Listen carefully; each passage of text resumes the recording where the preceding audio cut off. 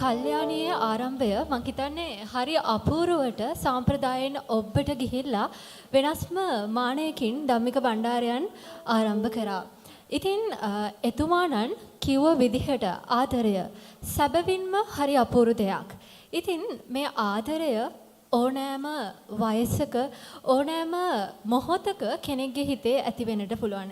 ඉතින් අපි ඊළඟ ගීතයට යොමු වෙන්නේ මෙවැනි වූ මාතෘකාවක් පිළිබඳව කතා කරන්නට. ඉතින් ඊට මත්තෙන් මම ධම්මික බණ්ඩාරයන්ගෙන් අහන්නට කැමති සැබවින්ම ආදරයක් පවත්වාගෙන යාමට නම් එය හොඳින් පවත්වාගෙන යාමට මේ වයස් පරතරය කියන කාරණාව බලපානවද? එහෙමනම් ඉතින් මං කොහොමද මෙච්චර ආදර සම්බන්ධතා පවත්වාගෙන යන්නේ?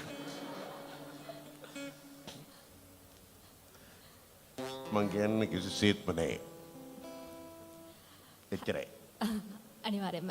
එහෙනම් මීළඟ ගීතය අපි තෝරාගත්තේ එවැනි වූ වයස් පරතරයකින් යුක්ත, ඒ කියන්නේ එක්තරා අඩු වයසක දැරිවියක් ඇයට වඩා වයසින් වැඩි පුද්ගලයෙකුට කරන ආදරයක් පිළිබඳව කියවෙන ගීතයක් පිළිබඳව කතා කරන්නට.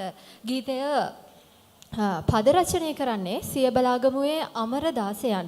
ගීතයේ ගායනය සේනානායක වේර ලියද්දයන්. ගීතය කන්ද පිරිමැද. දැන් මෙහෙමයි අයියලා හුඟක් වෙලාවට උත්සාහ කරනවා නංගිලට අවවාද දෙන්න. ඒවා ඉතින් පැත්තකටම අවංකවමද නැද්ද කියන එක ප්‍රශ්නයක්. ඉස්සර නිරංජලා සරෝජනී මහත්මිය කිව්වා සඳලතා නගී ගඟ ගැඹුරුයි. ආදර දිය කඳ වියරුයි. පීනන්නට බහින්න එපා. ස්වර්ණ හංසි. උන්වහන්ස කපුගේ මාත්‍යා කිව්වා දෙතොර නොකී දේ දෙනෙත්තේ ලිය වෙනවා. වසං කරන හිත මූණේ ලිය වෙනවා. නංගිගේ පාමුල ඉරහඳ තියලා නංගිගේ හිත ළඟ කවුරුද මුවා උනේ කියලා. නමුත් මෙහෙම දෙයක් තිබෙනවා. යම් වයසක් තියෙනවා ආදරේ හිරිහැරයක් වෙන. ඒ තමයි ඇත්තටම ඉගෙන ගන්න වයස. අපිට කියන්න බෑ ඒකට ප්‍රේමය තහනම් කරන්න බෑ. ලංකාවේ ජනප්‍රියම නවකතාව ලියුනේ පාසල් ප්‍රේමය හරහා ගොළු හදවත. කරුණාසේන ජයලත්ති. සුජීව ප්‍රසන්න ආරච්චිටවත් උපුල්සාන් සන්නස්ගලටවත් ඒ ප්‍රේම කතාව අතික්‍රමණය කරන්න බැරි වුණා. ඒක හින්දා අපිට කියන්න බෑ කාටවත් තහංචි දානවා කියන එක. නමුත් ඇත්තටම අවුරුදු 18 10 ප්‍රේම කරන්න ගත්තාම යම් ආකාරයක අධ්‍යාපනයේ ප්‍රශ්න ඇති වෙනවා. ඒක තමයි වැඩි හිටියෝ එහෙමයි මෙහෙමයි කියලා කියන්නේ. අපිට එහෙම නීති රීති බැරියර් දාන්න බෑ. එතකොට දැන් මේ ගීතයේ එහෙම අදහස් තිබෙනවා. ලොකු අයියා කෙනෙක් නංගි කෙනෙකුගේ ප්‍රේමය අපි කිමු නෑනා කියලා පොඩ්ඩක් ඈතින් තියන්න හදනවා. කන්ද පිරිමැද පිරිමැද පිරිමැද ලන්ද මුදුනට මුදුනට ඒවි හඳ පායලා වන්දනාවක යන්නේ කොහොමද නංගිය අපි දැන්ම මග බෑලා.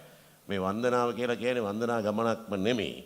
මේ ප්‍රේමයක් අපි ඇති කරගන්නේ කොහොමද කොච්චර වටපිටාවේ සුන්දර වුණත් අපි තාම ඒකට සුදුසු නෑ කියන එක තමයි මෙයා කියන්නේ. ඉතින් මෙහෙමයි. දැන් ගීත සහ කවි පොඩ්ඩක් අපි වෙන් කරලා දැනගන්න ඕනේ. දැන් උග දෙනෙක් හිතනවා කවියම ගීතයක් වෙනවා කියලා. එහෙම වෙන්නේ නැහැ. ගීතයක හරීම වැදගත්. කමන්නේ නේද අපි කතා කරන්නේ? කමන්නේ. ආරම්භක වචන ටික. ගීතයක් කියන්නේ විනාඩි 3ක් ඇතුළත කිසිම ලැහැත්තියක් නැති මිනිහෙකුගේ කණේ ගෑවිලා යන්නේ. කවියක් නම් කවි පොතක් නම් කියවන ලැහැත් වෙන්න ඕනේ. වෙන වැඩක් කරන ගමන් තමයි ගීතයක් අපිට ඇහෙන්නේ. එතකොට පළවෙනි වචන ටිකෙන් ඒක ග්‍රහණය කරගන්න ඕනේ. දැන් අද වගේ YouTube තිබ්බේ නැහැ නේ ඉස්සර තිබ්බේ කැසට් කඩවලට ගිහිල්ලා අපේ රසික රසිකාවියෝ සින්දු ඉල්ලන්නේ ගීතේ පළවෙනි වචනේ නමේ. අයියා මට දෙන්නකෝ ජෝතිගේ රත්තරන් සඳහා. එතකොට අයියා රාක්ක පීර හොයන්න ඕනේ ජෝතිගේ රත්තරන් සඳහා. තව කෙනෙක් කියනවා මල්ලි මට දෙන්න බිග් මාස්ටර්ගේ කෝටු කෑලි. මොකද එයාගේ සින්දුවක් තියෙනවා කෝටු කෑලි සොයාලා පරණ්ඩල් කුල ගෙනල්ලා. එතකොට මල්ලි බෙග්ගේ කෝටු කෑලි හොයන්න ඕනේ. තව කෙනෙක් ගිහිලා ඉල්ලනවා අයියා මට දෙන්න සමිතාගේ රණහංස යුවල. කරන්න දෙන්නේ අයියා රාක්ක පීර ඒක හොයන්න. එයාසෙන් තව කෙනෙක් ඉන්නවා සසිකාගේ තොල්පෙති විතරක්. ඒකත් හොයන්න. ඒ තමයි ගීතයක තියෙන විශේෂ ලක්ෂණය. පළවෙනි වචන ටික හරි වැදගත්. ඊළඟට විනාඩි 3ක් වගේ කාලයක කියන දේ කියලා ඉවර කරන්න ඕනේ. ඒ ගීතේ කොහරි දැනෙන තැනක් තියෙන්න ඕනේ. කොහරි සම්පූර්ණ කතාවම ගීතය ඇතුලේ තියෙන්න ඕනේ නේ. පොඩි වචන ටිකකින් අල්ල ගන්න ඕනේ. දැන් මට ගීත කියන්න බෑ. මම නිකන් උදාහරණයක් පෙන්නන්නම්. මේ කරුණාරත්න අබේසේකර මහත්තයා එතුමාට අවුරුදු 58 දී එතුමා ලියනවා පාසල් ප්‍රේමයක් ගැන. ලියන්නේ අවුරුදු 23යි වයස ගායකයාට. රචකයාට 58යි. ගායකයා අවුරුදු 23යි. ගායකයා මිල්ටන් මල්ලවආරච්චි. ලියන්නේ පාසලෙන් සමුගත්ත තරුණේ පාසලේදී කියාගන්න බැරි වෙච්ච ප්‍රේමයක් ගැන පසුතැවිලිනවා. දැන් ඒ ස්ත්‍රී රත්නේ කොහෙද දන්නේ නැහැ. ඒ කියන්නේ ගෑනු ළමයා ඉන්න අතක් නැහැ. තනියෙන් දුක් වෙනවා. දැන් බලන්න ගීතේ පටන් ගන්නේ අඩු වචන ගානකින් මම කවියක් වගේ කියන්නේ බලන්න ඔන්න ගීතයක තියෙන විශේෂත්වය. දැන් පටන් ගන්න. ටෙම්පෝ අඩු කරලා මම කවියක් වගේ කියන්නේ. සුළඟේ පාවී ඇවිත් යාවී මා සිතුම් සිහින විමානෙන් ගෙනා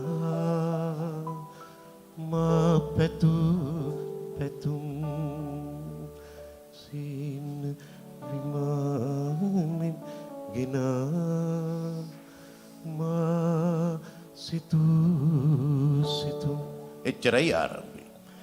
ඊට පස්සේ අපේ කොහේ හරි ජීවිතේ කොහේ හරි රිදුමක්